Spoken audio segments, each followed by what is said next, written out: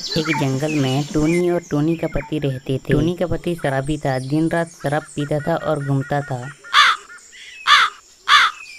Tony और कौवा काफी गरीब थे, इसीलिए टोनी दूसरे के घर में काम करने के लिए जाती थी।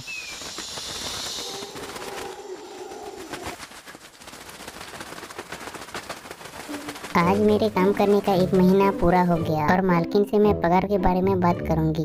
जिस दिन टोनी का पैसा मिलता था उस दिन कौवा कहता था, हे टोनी, तुझे जितना भी पैसा मिला है वो सब मुझे दे, मुझे शराब पीना है। अगर टोनी पैसे देने के लिए कौवा को मना कर देती थी तो कौवा कहता था, पैसा देती है कि तुझे तेरे मायके में छोड़ के आऊं। इसके डर से टोनी कौवा को सारा पैसा देती थी। अपने पति के बारे में सोचते हुए टोनी एक टहनी में बैठ के रोती थी। हे भगवान, तूने मुझे ये कैसा पति दिया है, दिन रात शराब पीता है और जितना भी पैसा मैं कमा के लाती हूँ वो सारा छीन लेता है। कुछ महीनों के बाद टोनी एक अंडा देती है।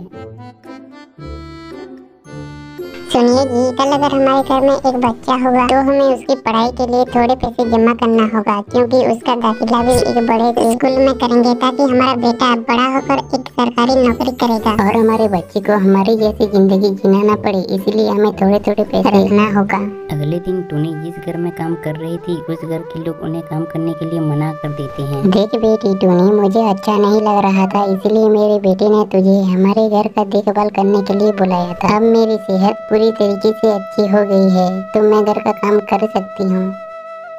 टोनी तब से कबूतर पिज्जा वाले के ढाबे में काम करती है। टोनी कबूतर के ढाबे में सारा काम संभाल लेती थी और जब जंगल में कोई पिज्जा का ऑर्डर देता था तो उसे पिज्जा डिलीवर भी करने जाती थी।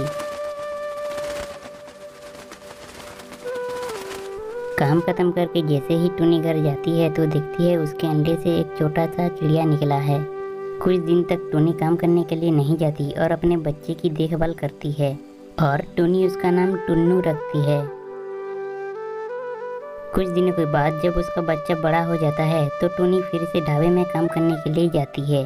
घर में जितना पैसा होता है उस सारे पैसे से अपने बच्चे के लिए खिलौना लेती है और टोनी कुछ खाए बिना ढाबे में काम करने के लिए आती है। उस दिन काम करते हुए रात हो जाता है और जब टोनी काम खत्म करके अपने घर की तरफ जा रही होती है तब रास्ते में उसके ऊपर एक सूखा टहनी टूट के गिर जाता है, जिससे टोनी की मौत हो जाता है।